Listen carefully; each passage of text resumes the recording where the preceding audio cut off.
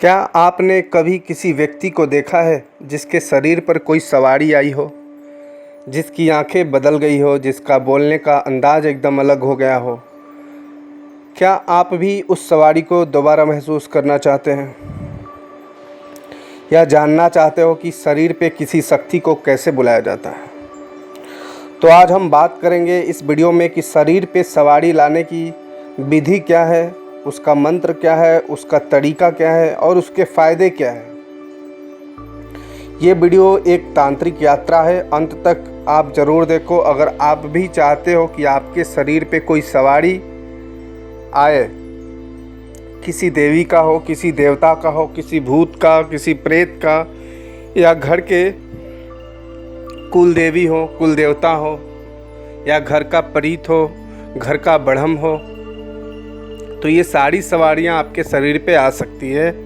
इसको बुलाया जा सकता है, या फिर कोई सवारी पहले आपके शरीर पे आती थी, अब आना बंद हो गया है। तो उसके भी कई कारण होते हैं, जैसे कि कोई हो सकता है आपके शरीर में बंधन डाल दिया हो, या हो सकता है उस सवारी पे बंधन डाल दिया हो, या हो सकता है कि वो सवारी किसी चीज़ से नाराज़ हो, या वो सवारी आपके शरीर को अपने अनुकूल नहीं समझता हो। तो ये सारी बातें हम इस वीडियो में आज जानेंगे। तो मैं आग्रह करूँगा सभी से कि अगर आपको वीडियो ये पसंद आएगा तो वीडियो को लाइक शेयर जरूर कीजिएगा, और साथ ही चैनल को ज़रूर सब्सक्राइब कर लीजिएगा। तो चलिए चलते हैं वीडियो की ओर और समझते हैं कि सवारी को कैसे बुलाते हैं। सबसे पहले जानते हैं कि सवारी होता क्या है।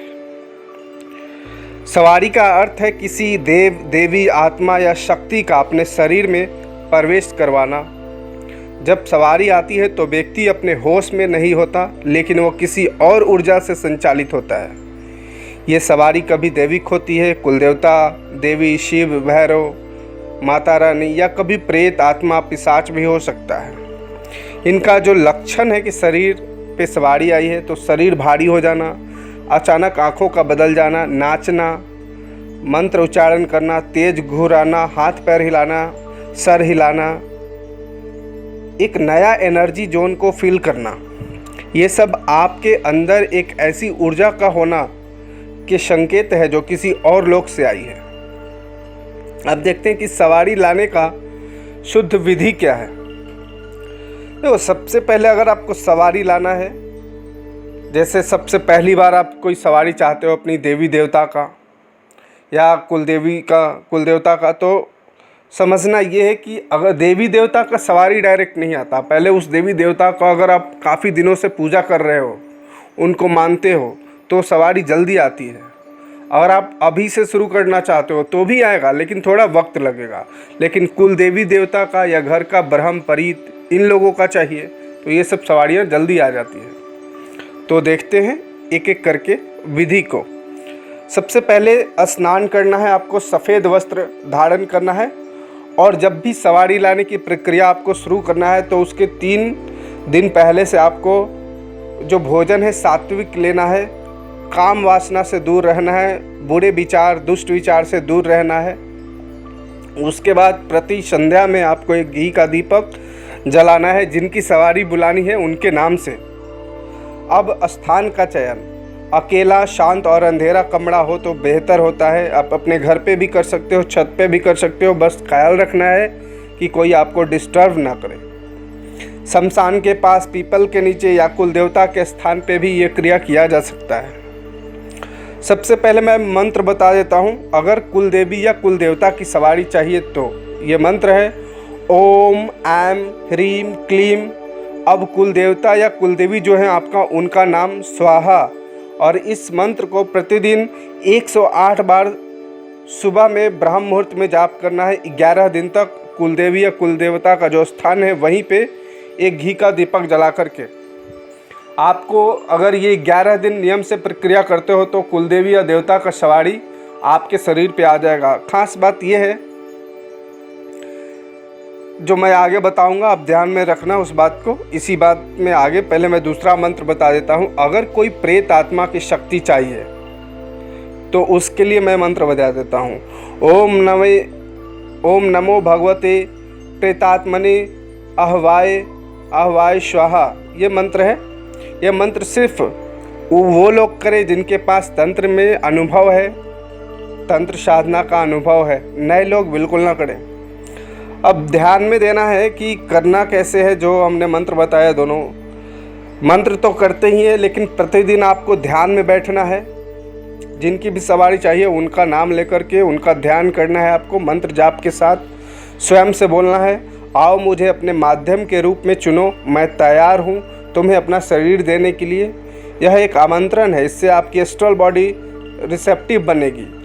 आखिरी में हाथ जोड़कर 7 दीपक घी के जलाना है और बोलना है, तुम आकर अपनी शक्ति जो है वो प्रकट करो।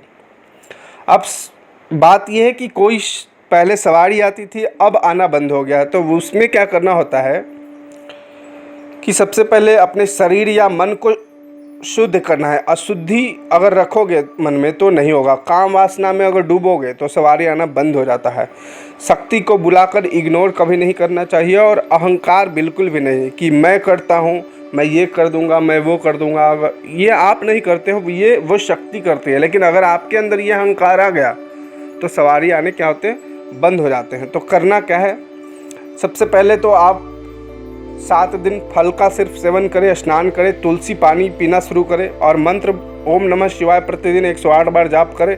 इससे आपका ऑरा शुद्ध होगा। उसके बाद स्फटिक या रुद्राक्ष का माला धारण करना है। उसके बाद हर दिन जिनकी सवारी आती थी उनके नाम का एक दीपक जला के और ध्यान में बैठना है संध्या में, और बोलना है, अगर मैं भटक गया हूँ मुझे माफ़ करो, मुझे फिर से अपना माध्यम बनाओ। यही बात बस बोलते रहना है, सवारी दोबारा आ जाएगी।